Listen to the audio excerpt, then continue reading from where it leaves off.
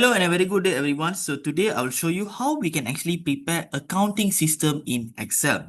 So now for example, I have a fictional company whereby I have these three different banks, whereby one of the bank, Maybank, where is I bring my investment, my capital, my savings to the Maybank, and this Maybank will be used to cover all the capital expenses like buying furniture, buying office equipment, chairs, table, putting the aircon or any capital related expenses. Then I also receive loan from RHB Bank. I also have CIMB Bank which caters the sales and also the operating expenses.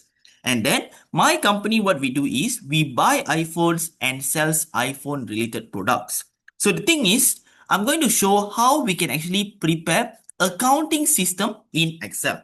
So first thing is you need to have in your Excel all the particular accounts. For example, non-current asset, non-current liabilities, equity, revenue, COGS, and expenses. So the purpose is this is to classify and categorize the accounts. So now I have this particular worksheet, a dedicated separate file to show all the accounts. So first, let me start with non-current assets. So for example, I do have this code over here and then I have the name, subgrouping, journal entry, because in accounting, very important is to know what is your debit and credit, because this will affect your trial balance, your ledgers, and more importantly, in your financial statement. So for example, here in non-current asset is something that we have more than 1 year. So for example, I have a name, which is, I call it here furniture and fittings, which includes the aircon and so on. So under furniture, I got actually buy table. And then under furniture also, I got buy chairs for my company. And then the journal entry for non-current asset, whenever it increase, you put on debit side. Okay, so this is my details. Next, current asset. So current asset, for example, now I have Maybank. So I put here Maybank. Okay, or you want to put here Maybank also can. So the subgrouping will be Maybank, but the name I put here cash and bank. So normally banks, if they say on current asset, it will be a debit side. And then I go to non-current liabilities. So non-current liabilities, for example, if I have a loan, so I put here, loan, and loan will be on a credit side. Then I have current liabilities. So if just say I do purchase something from my vendor, but I haven't paid yet. So that is what you call as purchases. So here I put here as payables, or you can even put here trade payables. And then the subgrouping I put here ABC, Sendirian Berhad. This is a fictional company. So current liability is always on the credit side.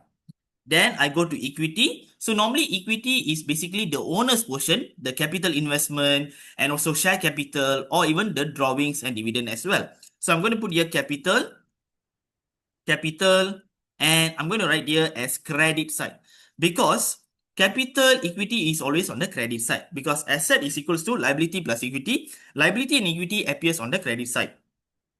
Then I also have sales. So I'm going to put here sales of iPhone. Okay, sales of iPhone, and this one will be sales of iPhone 16s. Okay, and then sales of iPhone again, and this is normally sales of iPhone 16 only. Okay, so this is the details, and revenue will always be on the credit side. Okay, and then COGS. COGS is basically whatever you purchases. So I put here purchases of iPhone, the same thing. All right, let me just auto fit this column, and here will be iPhone 16s. Here will be iPhone 16 only. Okay, purchases always appear on a debit side. And then we have expenses. So expenses, there's a lot. You can actually put rental. You can put your staff costs. Okay, so staff costs may be the salaries, and here is the rental. And expenses is always on the debit side. So now this is the details. So let us check one by one. What is our details? So this company, they have a furniture. They need to buy a furniture, or they have a furniture. That will be their non-current asset. It appears on the debit side. Furniture and fittings, tables, chair. Okay. And then you have current asset. Of course, I never include the RHB Bank and CIMB Bank yet. but I just write Maybank first because this is my capital investment.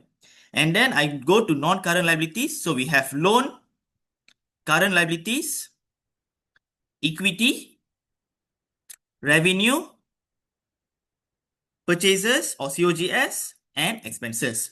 So once I have already updated a new account, what I need to do is I need to save. I need to save the file, or I can even press Ctrl S. So now I already saved the file. Next, what I do is I open a new Excel file.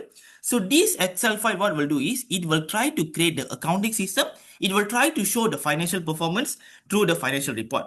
So I'm going to go to this data, and then what I'm going to do is I'm going to click on get data from file from Excel workbook. I just click over here. You will notice that a box will appear.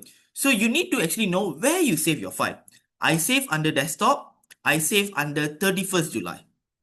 And this is my file. I click over here. I press import. So once I press import, you will notice that another box will appear. So in this case, what you need to do is, for example, I just select COGS and I straight away go to transform data. You actually can select any. You don't have to select all. You select any one item also, that's enough. And then what happen is, I'm going to go to close or X this change type, X the promoted header, X the navigation. So that now we only have the source, the original source. So in that particular file, we do have all this worksheet. What I need to do right now is I need to expand all, and then I press OK. So now I've expanded all. So in this single database, instead of selecting the one sheet one by one, we can actually X all this and eventually we can expand the data. So now in the single database, we have all the information.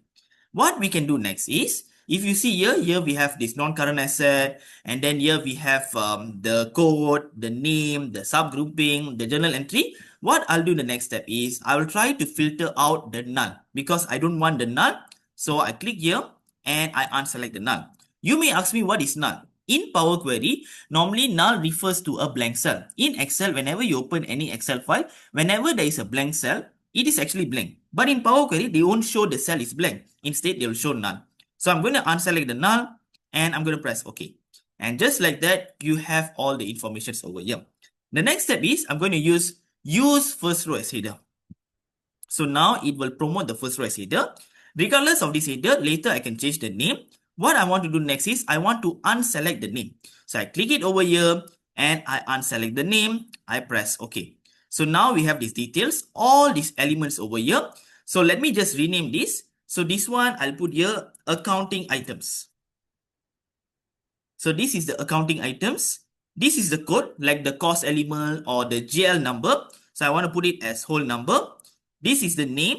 This is the subgrouping, the journal entries, remarks if you have any necessary remarks. And then I want to remove these other last columns because it's not necessary. I press delete. So now this is the information. What I do is I press close and load. But before you press close and load, maybe if you want to rename this as accounting items also can. So accounting items. And then I press close and load. So when you press close and load, eventually it will load as a table in a new worksheet. So I'm going to press here close and load. And when I press close and load, eventually you will notice that this is our accounting system.